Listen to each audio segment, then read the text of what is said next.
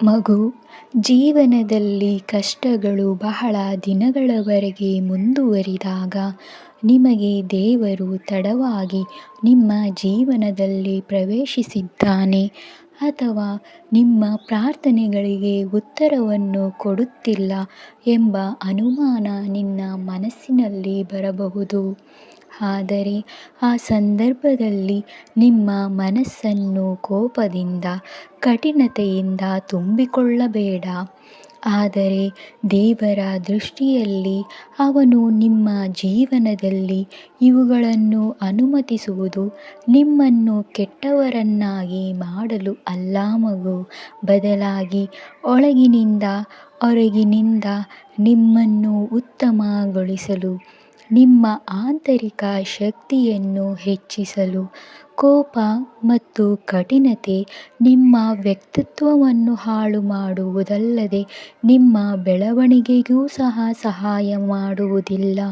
ದೇವರು ತನ್ನ ಕೆಲಸವನ್ನು ನಿಮ್ಮ ಮೇಲೆ ಸಂಪೂರ್ಣವಾಗಿ ಮುಗಿಸುವವರೆಗೂ ನಿಮ್ಮ ಮನಸ್ಸು, ಹೃದಯ, ನಡೆ, ನುಡಿ ಒಳಿತಾಗಿ ಬದಲಾಗುವವರೆಗೆ ಅವನು ಬಿಡುವುದಿಲ್ಲ.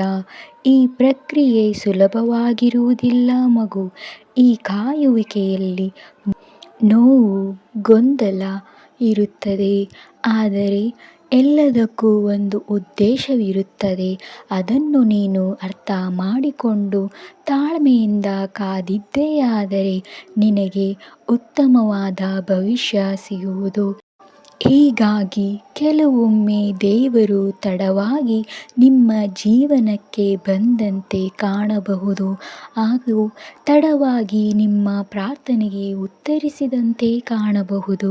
ಆದರೆ ನಿಜವಾಗಿ ಆತನು ತಮ್ಮ ಸಮಯದಲ್ಲಿ ಪರಿಪೂರ್ಣವಾಗಿರುತ್ತದೆ. ಆತನ ಸಮಯ ಕೂಡ ಪರಿಪೂರ್ಣವಾಗಿರುತ್ತದೆ. ಆ ಸಮಯದಲ್ಲಿ ನಡೆಯುತ್ತಿರುವ ಬದಲಾವಣೆಗಳು ಅಂದರೆ ನಿನ್ನ ಒಳಿತಿಗಾಗಿ ಮಗು, ನಿನ್ನ ಭವಿಷ್ಯಕ್ಕಾಗಿ ಇದು ಅಗತ್ಯವಾಗಿರುತ್ತದೆ.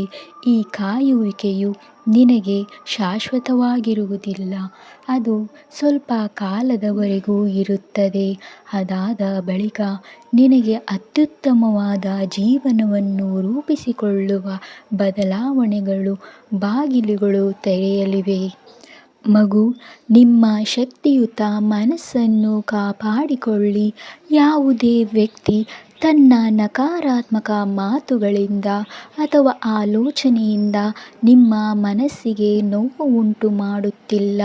ನಕಾರಾತ್ಮಕತೆ ಒಂದು ಸೋಂಕಿನಂತೆ ಪ್ರಾರಂಭವಾಗುತ್ತದೆ. ನೀವು ಅದನ್ನು ಬಹುಕಾಲ ಮನಸ್ಸಿನಲ್ಲಿ ಇರಲು ಬಿಟ್ಟರೆ ಅದು ಒಂದು ರೋಗವಾಗಿ ಬೆಳೆದು ನಿಮ್ಮ ಭಾವನೆಗಳನ್ನು, ನಿಮ್ಮ ಬಗ್ಗೆ ಇರುವ ದೃಷ್ಟಿಕೋನವನ್ನು ಹಾಳು ಮಾಡುತ್ತದೆ.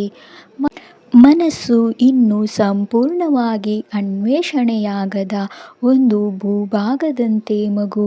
ಅದರಲ್ಲಿ ಅಪಾರ ಮೌಲ್ಯಗಳು ಇವೆ. ಇತರರ ನಕಾರಾತ್ಮಕ ಸಾಲುಗಳಿಂದ ನಿಮ್ಮ ಸಂಪತ್ತನ್ನು ಕದಿಯಲು ಅವಕಾಶ ಕೊಡಬೇಡಿ. ನಿಮ್ಮ ಮನಸ್ಸಿಗೆ ಪ್ರತಿದಿನ ಪೋಷಕ ಆಹಾರವನ್ನು ನೀಡಿ. ಅದು ಯಾವುದೆಂದರೆ ಬೆಳಗ್ಗೆ ಎದ್ದ ಕೂಡಲೇ ಪ್ರೋತ್ಸಾಹಭರಿತ ಧನಾತ್ಮಕ ಮಾಹಿತಿಯನ್ನು ಕೇಳಿ. ಮಲಗುವ ಮೊದಲು ಒಳ್ಳೆಯ ಧನಾತ್ಮಕ ಬರಹಗಳನ್ನು ಓದಿ. ಹಾಗೆ ನಾಮಜಪವನ್ನು ಮಾಡಿ, ಧ್ಯಾನವನ್ನು ಮಾಡಿ, ಉತ್ತಮವಾದ ಸಂದೇಶವನ್ನು ಕೊಡು. ನೀವು ನಿಮ್ಮ ನಂಬಿಕೆಯನ್ನು ಪೋಷಿಸಿದರೆ ನಿಮ್ಮ ಸಂದೇಹಗಳು ನಿಧಾನವಾಗಿ ಹುಸಿ ಹೊಂದುತ್ತವೆ. ಮಗು, ನಿನ್ನ ಮನಸ್ಸು ಈಗ ಮೋಡದಿಂದ ಕವಿದಿದೆ. ಅಂದರೆ ಈಗ ನೀವು ಗೊಂದಲ ಹಾಗೂ ಚಿಂತೆಯಲ್ಲಿದ್ದೀರಾ. ಆಲೋಚನೆಗಳು ಜಟಿಲವಾಗಿ ಜೋಡಿಕೊಂಡಿರುವುದರಿಂದ ಮುಂದೆ ಏನು ಮಾಡಬೇಕೆಂದು ಸ್ಪಷ್ಟತೆ ನಿನಗೆ ಕಾಣುತ್ತಿಲ್ಲ.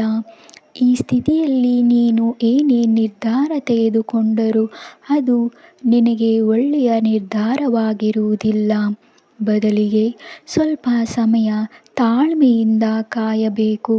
ಪ್ರಾರ್ಥನೆ ಅಥವಾ ಧ್ಯಾನದಿಂದ ನಿನ್ನ ಮನಸ್ಸನ್ನು ಶಾಂತಗೊಳಿಸಬೇಕು ಮಗು. ಮನಸ್ಸು ಮೌನದಿಂದಿರುವಾಗಲೇ ಸರಿಯಾದ ದಾರಿ ಸ್ಪಷ್ಟವಾಗುತ್ತದೆ ಎಂದು ನಾನು ನಿನಗೆ ತಿಳಿಸುತ್ತಿದ್ದೇನೆ.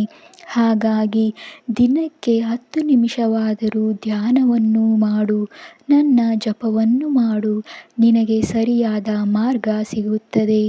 ಮುಖ್ಯ ಮಾಹಿತಿಗಳು ಇಲ್ಲದಿದ್ದರೆ ಅಥವಾ ತಪ್ಪಾಗಿ ನೀನು ನೀಡಿದರೆ ನಿನ್ನ ವ್ಯವಹಾರ ಅಥವಾ ಕಾರ್ಯ ಯೋಚನೆ ವಿಷಯದಲ್ಲಿ ನೀನು ಒಪ್ಪಂದಕ್ಕೆ ಬರಲಾಗುವುದಿಲ್ಲ. ಅವುಗಳನ್ನು ನೀನು ಮುಂದೂಡಲೇಬೇಕು. ಬೇಗನೆ ತೀರ್ಮಾನ ಮಾಡಲು ಒತ್ತಡ ಬರುವ ಸಾಧ್ಯತೆಗಳು ಕೂಡ ಇವೆ. ಆದರೆ ಆತುರ ಪಡಬೇಡ.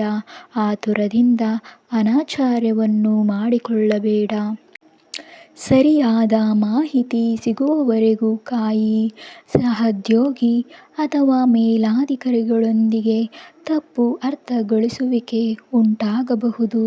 ಆದ್ದರಿಂದ ಎಲ್ಲ ಮಾತುಕತೆಗಳು ಅಥವಾ ನಿರ್ಧಾರಗಳನ್ನು ಬರವಣಿಗೆಯ ಮೂಲಕ ದೃಢಪಡಿಸಿಕೋ. ಹಣಕಾಸಿನ ವಿಚಾರದಲ್ಲಿ ಎಚ್ಚರಿಕೆಯಿಂದ ಇರು. ಯಾರಾದರೂ ಹಣಕಾಸು ಕುರಿತು ನಿಮಗೆ ಒಪ್ಪಂದ ಅಥವಾ ತಪ್ಪಾದ ಅಪೂರ್ಣ ಸಲಹೆ ಕೊಡಬಹುದು. ಕ್ರಮ ಕೈಗೊಳ್ಳುವ ಮೊದಲು ವಿಶ್ವಾಸಾರ್ಹ ಮೂಲದಿಂದ ಮರುಪರಿಶೀಲನೆ ಮಾಡಬೇಕು. ಆದರೆ ಎಚ್ಚರಿಕೆಯಿಂದ ಇರು. ಬಾಕಿ ಹಣ ಅಥವಾ ಮರುಪಾವತಿ ನಿರೀಕ್ಷೆಗಿಂತ ಹೆಚ್ಚು ಸಮಯ ತೆಗೆದುಕೊಳ್ಳಬಹುದು. ಅದಕ್ಕಾಗಿ ನೀನು ಧೈರ್ಯದಿಂದ ಕಾಯು. ನಿನಗೆ ನಾನು ಆಧ್ಯಾತ್ಮಿಕ ಸಲಹೆಯನ್ನು ನೀಡುತ್ತಿದ್ದೇನೆ. ಹೆಚ್ಚು ಯೋಚಿಸುವ ಅಭ್ಯಾಸವನ್ನು ಕಡಿಮೆ ಮಾಡಿ ಮನಸ್ಸು ಶಾಂತವಾಗಿರಲು ಹಾಗೂ ಹಗುರವಾಗಿರಲು ಆಧ್ಯಾತ್ಮಿಕ ಅಭ್ಯಾಸಗಳನ್ನು ಮಾಡು. ಪ್ರಾರ್ಥನೆ, ಧ್ಯಾನ, ಮಂತ್ರಜಪವನ್ನು ಆರಂಭಿಸು. ಕೊನೆಯಲ್ಲಿ ನಿನ್ನ ಮೇಲೆ ನಾನು ಯಾವಾಗಲೂ ನಿಗಾ ಇಡುತ್ತೇನೆ. ನಿನಗೆ ಪ್ರೋತ್ಸಾಹವನ್ನೂ ಮಾಡುತ್ತೇನೆ. ನನ್ನ ಮಾತಿನ ಮೇಲೆ ಭರವಸೆ ಇರಲಿ. ಇದೀಗ ತುರ್ತು ನಿರ್ಧಾರ ಬೇಡ ಮಗು. ಮೊದಲಿಗೆ ನಿನ್ನ ಮನಸ್ಸನ್ನು ಶಾಂತಗೊಳಿಸಿಕೋ. ಮಾಹಿತಿಯನ್ನು ದೃಢಪಡಿಸಿಕೋ. ನಂತರ ಕ್ರಮಗಳನ್ನು ಕೈಗೊಳ್ಳು. ಆಗ ನಿನಗೆ ಉತ್ತಮವಾದ ಮಾರ್ಗ ದೊರೆಯುತ್ತದೆ.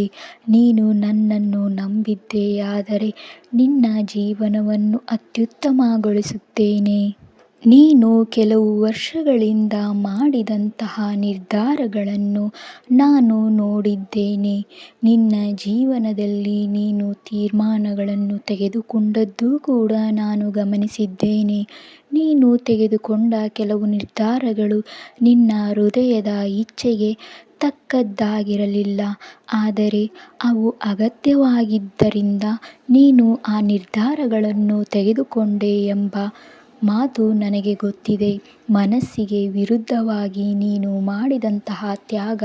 ನೀನು ಕೆಲವೊಮ್ಮೆ ನಿನ್ನ ಮನಸ್ಸಿನ ಆಸೆಗಳಿಗೆ ವಿರುದ್ಧವಾಗಿ ನಡೆದುಕೊಂಡಿದ್ದೀಯ.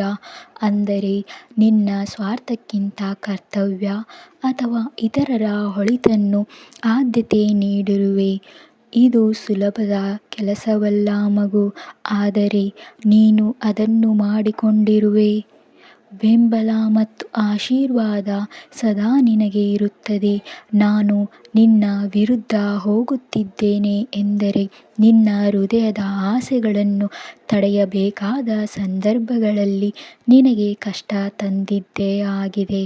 ಆದರೆ ಅದು ನಿನ್ನ ಒಳ್ಳೆಯದಕ್ಕಾಗಿಯೇ ಮಗು. ನಿನ್ನಂಥವರು ಅಂದರೆ ತ್ಯಾಗವನ್ನು ಮಾಡಿ ತಮ್ಮ ಇಚ್ಛೆಯನ್ನು ಬಲಿಕೊಟ್ಟು ಮುಂದೆ ಸಾಗುವವರು, ಇವರೆಲ್ಲರ ಜೀವನದಲ್ಲಿ ನಾನು ಯಶಸ್ಸನ್ನು ತರುತ್ತೇನೆ. ನನ್ನ ಆಶೀರ್ವಾದಗಳು ಯಾವಾಗಲೂ ನಿನ್ನೊಂದಿಗೆ ಇರುತ್ತವೆ ಮಗು. ನೀನು ತ್ಯಾಗ ಮಾಡಿ ಕರ್ತವ್ಯಕ್ಕಾಗಿ ಮನಸ್ಸಿಗೆ ವಿರುದ್ಧವಾಗಿ ಹೆಜ್ಜೆ ಹಾಕಿದ್ದೀಯ. ಆದರೆ ನಿನ್ನಂಥವರನ್ನು ನಾನು ಎಂದಿಗೂ ಕೈಬಿಡುವುದಿಲ್ಲ ಮಗು. ನನಗೆ ನಿನ್ನ ಮೇಲೆ ಪ್ರೀತಿ ಮತ್ತು ಕಾಳಜಿ ಎಂದಿಗೂ ನಿಂತಿಲ್ಲ. ಹಗಲಿರುಳು ನಿನ್ನನ್ನು ನಾನು ಕಾಯುತ್ತಿದ್ದೇನೆ. ಜೀವನದ ಕೆಲವು ಭಾಗಗಳಲ್ಲಿ ತಪ್ಪುಗಳು, ಅಕ್ರಮಗಳು ಅಥವಾ ಅಸ್ಪಷ್ಟತೆಗಳು ಇರಬಹುದು. ಎಲ್ಲಿ ನೀವು ತಪ್ಪಿದರೂ ಎಷ್ಟು ನೋವನ್ನು ಅನುಭವಿಸಿದರೂ ಆತಂಕ ಪಡಬೇಡಿ. ಅದನ್ನು ಆತಂಕ ಪಡುವ ಅವಶ್ಯಕತೆ ಕೂಡ ಇಲ್ಲ. ನಾನು ನಿನ್ನ ಹಾದಿಯನ್ನು ತೀವ್ರವಾಗಿ ನೋಡುತ್ತಿದ್ದೇನೆ. ನಿನ್ನ ಕೆಲವೊಂದು ನಿರ್ಧಾರಗಳು ಕಠಿಣ ತ್ಯಾಗ ಅವಶ್ಯವಾಗಿರಬಹುದು. ನಿನ್ನ ಮನಸ್ಸಿಗೆ ವಿರುದ್ಧವಾಗಿ ಹಾಕಿದ ಹೆಜ್ಜೆಗಳು ಅವು ನಿನಗಾಗಿ ನೀಡಿದ ಪರೀಕ್ಷೆಗಳು ಮಾತ್ರ, ಮತ್ತು ನಾನು ಅವುಗಳಿಂದ ಪ್ರತಿಫಲವನ್ನು ನೀಡುತ್ತೇನೆ. ಇದೀಗ ತಿನ್ನುವ ತುಣುಕಿನ ಮೇಲಾಗದು. ನಿನ್ನ ಕಾರ್ಯವನ್ನು ಶಾಂತ ಮನಸ್ಸಿನಿಂದ ಮುಂದುವರೆಸು. ಎಲ್ಲವನ್ನೂ ನಾನು ನೋಡುತ್ತಿದ್ದೇನೆ. ನಿನ್ನ ಜವಾಬ್ದಾರಿಯನ್ನು ನಾನು ಹೊತ್ತುಕೊಳ್ಳುತ್ತಿದ್ದೇನೆ. ಪ್ರತಿಯೊಂದು ಕಷ್ಟಗಳನ್ನು ಮರೆತುಬಿಡು. ನಿನಗೆ ಬೆಳಗ್ಗೆ ಹೊಸ ವಿಶ್ವಾಸದಿಂದ ಎದ್ದು ನಂಬಿಕೆಯೊಂದಿಗೆ ಹೆಜ್ಜೆಯನ್ನು ಇಡು.